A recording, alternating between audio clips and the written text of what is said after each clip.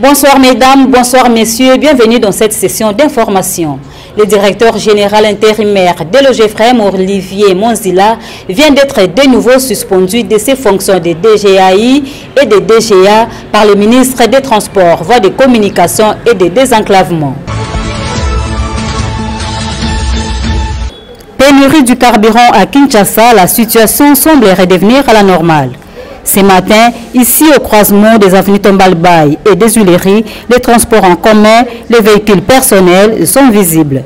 Contrairement à lundi et mardi où la majorité des véhicules ont séché les rues pour s'approvisionner en carburant.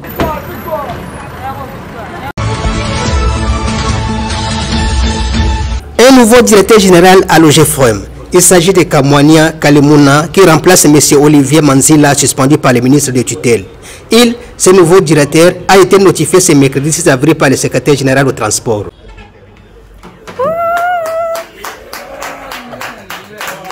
Monsieur le DG. Nommé par le ministre des Transports comme DG, Kamwania Kalemouna était jusqu'à sa nomination directeur coordonnateur à la direction générale de l'OGEFREM. Puis avant, il a été tour à tour conseiller principal du Premier ministre Ilunga Kamba, directeur du cabinet adjoint du ministre des Transports Justin Kalumba, coordonnateur adjoint des PROMID et la liste est longue. De l'établissement public au transport au Congo, Transco, dans différentes provinces du pays, poursuit son bon nombre de chemins. Les bâtiments administratifs du gouvernorat de province a été témoin le lundi dernier de la double cérémonie présidée par le vice-ministre de Transport et Voies de Communication Marc Ekila. D'abord dans la grande salle du gouvernorat des provinces où le numéro 2 des transports a, en présence du gouverneur et autres autorités civiles et militaires, procédé à la remise de brevets aux agents Transco recrutés sur place et qui ont suivi une formation de mise à niveau à Kinshasa. Prenant la parole, Bobo Boloko Bolumbu, gouverneur de la province de l'Équateur, a remercié les autorités du pays qui dotent la province de l'Équateur de moyens de transport public après plus de 3 décennies. Je remercie son Excellence, Monsieur le ministre des Transports, Voies de Communication et de Désenclavement, à travers son Excellence, Monsieur le vice-ministre, son représentant personnel, pour ce lot de 5 bis, lesquels créent la Direction provinciale des transports équateur et par ces faits, créent des emplois et rendent des services sociaux aux habitants de la ville de Mbandaka. Transport au Congo, par les biais de son directeur général adjoint Pierre Lutanga, s'est dit fier de l'aboutissement de ces projets qui vient contribuer au véritable désenclavement de la province de l'Équateur.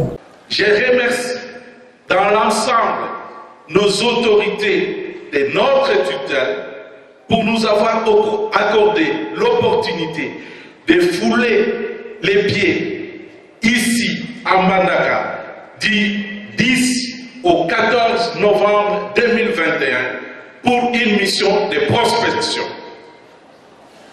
Et à l'issue de cette mission, que beaucoup ignorent, notre rapport était largement positif pour le déploiement de bus dans les chefs-lieux de l'Équateur. Le moment fort de cette activité était à l'esplanade du bâtiment administratif du gouvernorat en présence de la population venue en masse pour y prendre part.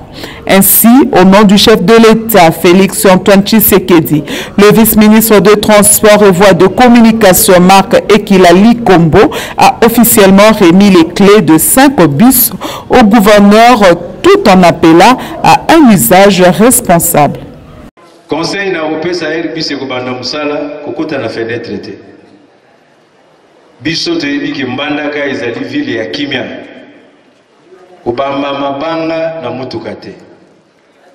Kotia basete te na nzela po pine ya bisi etoboka. Kosala ba jete soki okuluka nini oyiba rétroviseur olongola essuie-glace olongola phare olongola plaque po batindi yo. Soko sali ndenge wana onyokoli Fachi Betante, onyokoli premier ministre était, onyokoli ministre titulaire n'angaïté Chéribin, onyokoli ngaïté, onyokoli pe gouverneur était. Ominyokoli nani? Ominyokoli nani? To utiliser babis nabiso bien. Le vice-ministre de Transport et Voies de Communication, Marc Ekilali Kombo, a profité de son séjour en Mbandaka dans la province de l'Équateur pour visiter les chantiers navals de la SCPT. Le numéro 2 de transport a, dans une visite guidée par les directeurs provinciaux de cette entreprise, visité plusieurs compartiments dans l'atelier des chaudronneries et l'entrepôt. Un constat amer car à ce jour, tout est à l'arrêt, faute d'énergie électrique. Le centre de santé n'a aucun médicament. Le chantier naval de la SCPT Mbandaka est en arrêt. Le constat que je vois là, je n'ai pas beaucoup de mots. J'ai dit que tout est à l'arrêt. Tout est à l'arrêt, tout est à refaire. Vous avez parcouru le site avec moi. Mais je tiens ici, à cette occasion ici, à féliciter tout le personnel qui tient encore ce qu'il y a à tenir, qui sauve encore ce qu'il y a à sauver. Donc il y a de l'espoir parce que nous avons les compatriotes qui, malgré toutes ces difficultés-là, tiennent et croient à la relance de la SCTP. Et maintenant, voilà, l'occasion est là, comme le chef de l'État vient de prendre les choses à bras le corps. Nous allons y travailler pour pouvoir, tant soit peu, entamer la relance de ce secteur-là, conformément aux instructions du chef de l'État, qui doivent être réunies et coordonnées par son Excellence, Monsieur le Premier ministre Jean-Michel Sama-Lukonde Kyenge comme chef du gouvernement. Le vice-ministre de Transport et Voies de Communication a promis de transmettre son rapport acquis des droits pour que ce chantier naval de Boyera, Mbandaka, deuxième du pays, après celui de Kinshasa, puisse reprendre ses activités. Bonsoir. En raison d'indices sérieux de déstabilisation des institutions, François Béa, écroué à Makala, annonce Econews à sa une. Après les multiples appels de la société civile, l'Agence nationale des renseignements a décidé finalement de les transférer à la prison centrale de Makala en attendant sans doute un éventuel procès, informe le tabloïd. Pour le moment, poursuit les colonnes, on sait sur la base du tout premier communiqué de la présidence de la République que François Béa a été interpellé par l'ANR en raison des indices suffisamment sérieux d'une tentative de déstabilisation des institutions, rappelle le confrère. À ce jour, commente le quotidien, l'affaire François Béa garde tout en... À ces jours, commente le quotidien, l'affaire François Béa garde tout son secret.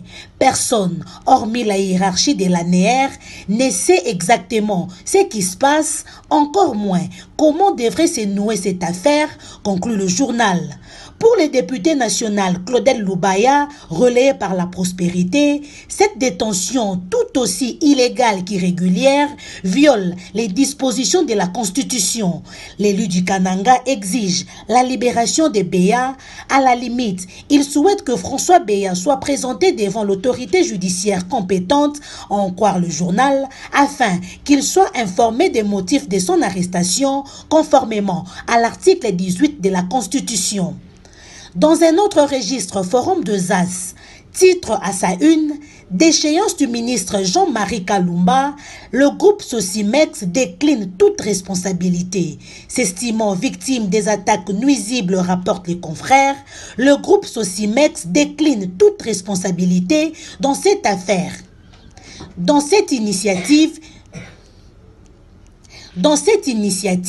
qui relève des seuls parlementaires congolais, note les quotidiens. Dans un communiqué de presse relayé par le journal, le groupe Sosimex fait remarquer que Monsieur Ibrahim n'exerce aucune activité politique, ni en République démocratique du Congo, son pays d'adoption, ni au Liban, son pays d'origine, rapporte Forum de ZAS. Abordant dans le même sens, Africa News relève que le groupe Sosimex Abordant dans le même sens, Africa News relève que le groupe Sosimex avertit que son président directeur général se réserve le droit de saisir les instances judiciaires compétentes contre les auteurs de cet acte qui porte gravement atteinte à son honneur, à sa dignité, ainsi qu'à ses droits en tant que citoyen ayant choisi la République démocratique du Congo comme sa seconde patrie. Ainsi se referme ce kiosque à journaux. Madame, Messieurs, portez-vous bien. Bonsoir.